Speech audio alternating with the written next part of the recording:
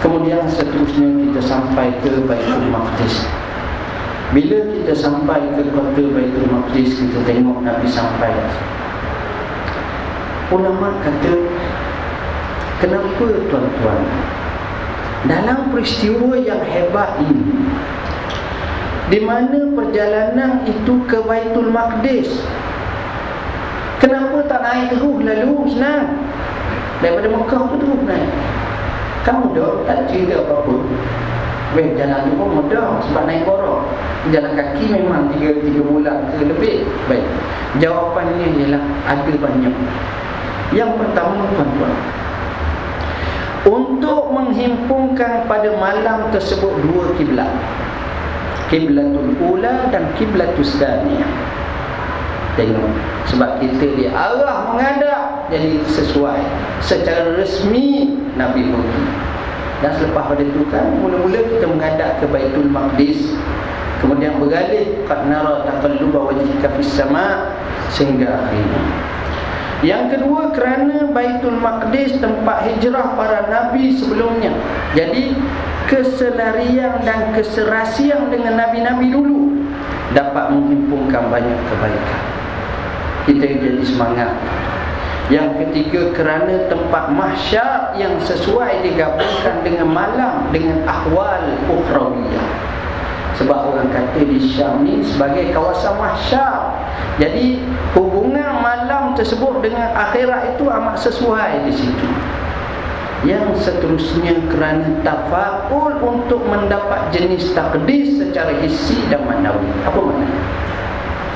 Maknanya Baitul Maqdis, makna Maqdis ni suci. Jadi oleh kerana Nabi nak pergi ke tempat suci, singgah dulu tempat suci, menghadap kepada Tuhan yang Maha Suci. Ini takdis hebat, untuk menzahirkan kebenaran atas yang menentangnya. Jadi bila Nabi kata aku pergi ke Baitul Maqdis, jadi orang ni pun kata okey, macam mana Baitul Maqdis? Tapi aku pergi naik ke langit, macam mana langit? Macam mana-mana mudah tengok lagi.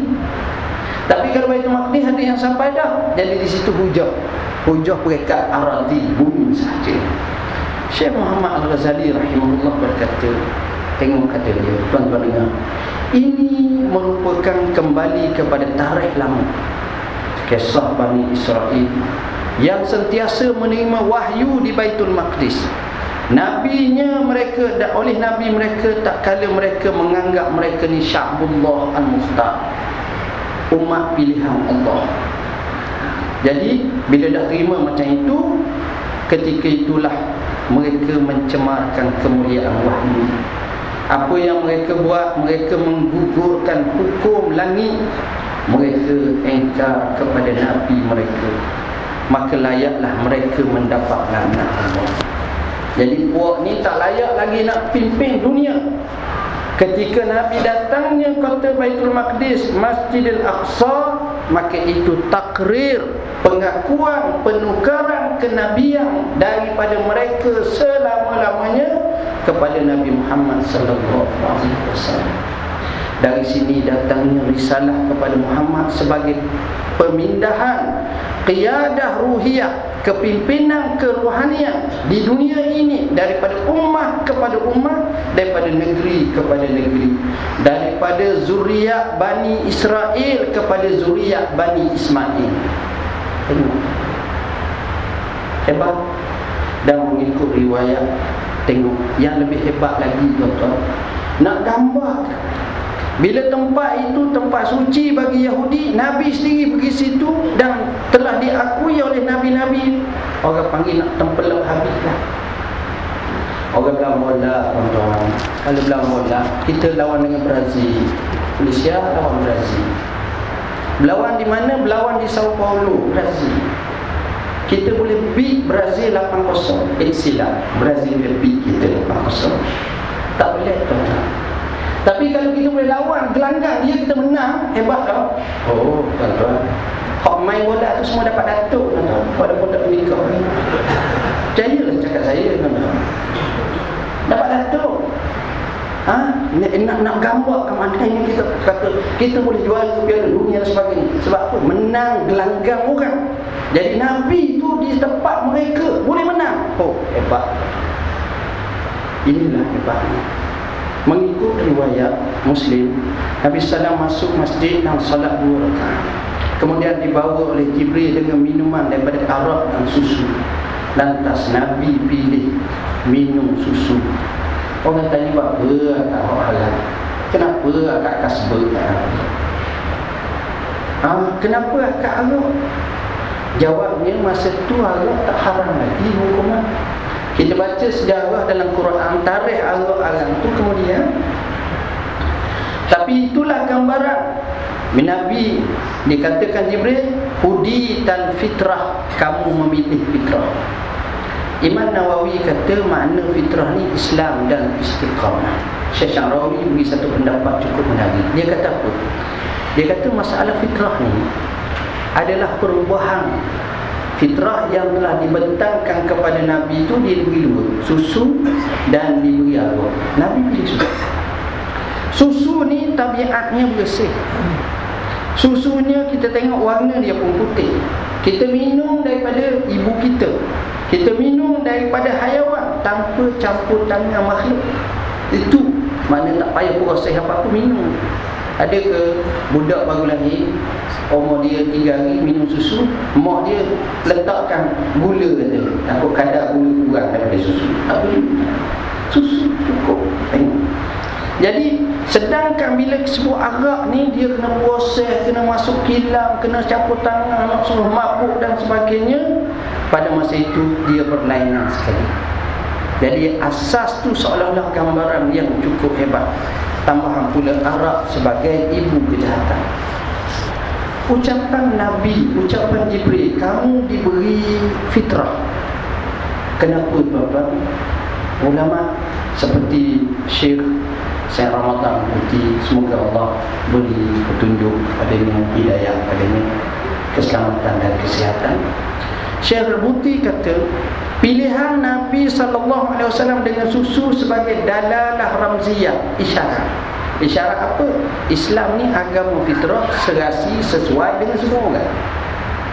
Tuan-tuan, dalam umur tuan-tuan berapa tahun? 50, 40, 70, 80.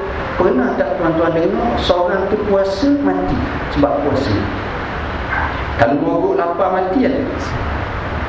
Setakat ni kita dengar Negeri Sembilan ada 3 orang mati sebab puasa tahun ni. Terengganu ada 2 orang. Lepas tu Kedah ada ramai sikit 8 orang. Di sana pula tak ada. Hak kena kejar nak puasa ada. Itu ramai. Harus maknanya sesuai Islam. Ketika di Sidratil Muntaha, Nabi SAW dapat melihat syurga Allah Subhanahu wa ta'ala. Dan ini bagaimana sebahagian khabar menyatakan diselubungi dengan Raf Al-Izzah, bahasa yang digunakan dalam surah An-Najm, ma yaghsha. Ma yaghsha menggambarkan kebesaran sehingga tidak mampu diungkapkan, dan dalam bahasa fi'il mudhari' itu menunjukkan sebagai hikayat keadaan yang lebih menjelaskan gambaran ini. Itu dia bahasa ni. Mana hebat sangat. Ma yaghsha. Kadang-kadang tuan-tuan, bila kita sampai ke satu tempat yang hebat, kita tak nak cakap. Kita mari ke rumah seorang, rumah tu tak comel, duduk. Cuma yang comelnya 2 tempat je. Di bilik tamu sikit dan ada sikit benda. Kita pun kata, rumah tu hebat saya, 2 tu. Kita sebut macam mana? Dia sebut. Kenapa kita boleh sebut? Sebab 2 tu je comel, orang lain tak comel, jadi tak boleh sebut. Tapi tuan-tuan masuk dalam istana negara, senyap, tak boleh cakap. Bila katanya comel tak? Comel. Dah. Apa benda comel? Comel semua. Jadi tak payah sebut. Comel semua dah. Tak ada, no point dah. Tempat kaki duduk, kapek pun tebal, semua sebab aku nak syarah apa lagi? Cukup sepatah. Comel, habis dah. Maknanya begitulah keadaan digambarkan hebat. Kemudian seterusnya musyahadah. Tengok tadi. Mula-mula kita tengok bermula dalam bentuk tidak musyahadah, tapi dalam peristiwa Isra ini Allah kata linuriyahu ira'atun rabbaniyah, akhirnya musyahadatul rabb. Inilah kemuncak. Jadi soalan Nabi tengok tak Tuhan, ini khilaf. Sebagaimana riwayat yang masyhur daripada Ibn Abbas, Anas bin Malik, Al-Hasan, ramai ulama sufi termasuk Al-Bar'i menyatakan Nabi tengok Tuhan. Mengikut riwayat Aisyah menyatakan Nabi tak tengok Tuhan. Tapi pendapat yang dirajihkan mengikut riwayat Ahmad, Nabi kata ra'aitu rabbi, aku tengok Tuhanku. Syekh Muhammad As-Salihi, murid kepada Hafiz As-Suyuti, telah mensahihkan hadis tersebut. Cuma para ulama khilaf macam mana lihat. Ada kata melihat dengan mata kepalanya. Inilah yang diriwayatkan oleh Ibnu Mardawai daripada Ibn Abbas, Ibn Mas'ud, Abu Hurairah dan Ahmad bin Hanbal. Ada kata melihat dengan mata hatinya. Maka zaman fu'adu ma ra'a. Hati dia tidak dusta apa yang dia lihat. Inilah pendapat riwayat daripada Abi Zar. Kemudian seterusnya penerimaan salat. Tengok tuan-tuan, ketika mana ibadat lain bersifat aradiyah, bumi, ketika mana ibadat lain bersifat wasitah, perantara Jibril, tiba-tiba bila solat ibadat tu sama hadrah. Sebab itu orang sembahyang dia munajat pada Tuhan. Bahasa yang digunakan oleh Ibnu Athaillah Sakandari, as-salatu mi'rajul mu'min. Mi'raj orang beriman, dia berbicara, bermunajat, berbincang dengan Tuhan dia, mohon dengan Tuhan dia. Jadi itu menunjukkan hebatnya solat ini. Dan akhir sekali sebagai penutup dalam peristiwa Isra dan Mi'raj ialah apabila balik daripada peristiwa yang cukup hebat ini, tiba-tiba ada orang percaya, ada orang tak percaya. Ramai yang engkar. Wa ma ja'alna ru'yal lati araynaka illa fitnatan linnas. Dan tidaklah kami perlihatkan, kami jadikan mimpi atau apa yang kamu lihat itu melainkan yang kami perlihatkan kepada kamu kecuali sebagai fitnah kepada manusia. Kata Syekh Abdul Halim Mahmud, sebenarnya ini adalah pemberitahuan yang besar. Berlaku tasfiyah, penapisan. Hak mana gogang, hak mana syak, hak mana ni tak layak untuk dalam daerah zon Islam, dia kena tapis sebelum jadi perkara tak baik. Jadi di situ seolah-olah peristiwa penutup Isra ini merupakan tapisan. Di situlah diangkat martabat Abu Bakr As-Siddiq sebagai Siddiqul Ummah. Naik ini orang yang beriman kepada Allah. Jadi saya rasa sekadar itulah yang dapat saya sampaikan. Mudah-mudahan apa yang dibincangkan ini memberi manfaat kepada kita semua dan menambahkan kefahaman. Walaupun ada beberapa sisi yang saya tak sempat nak sentuh kerana kesuntukan masa, tapi insya-Allah mungkin kita boleh tengok dengan lebih mendalam dalam beberapa sisi-sisi yang lain. Aku qauli hadza wa astaghfirullahalazim wa lakum. Wassalamualaikum warahmatullahi wabarakatuh.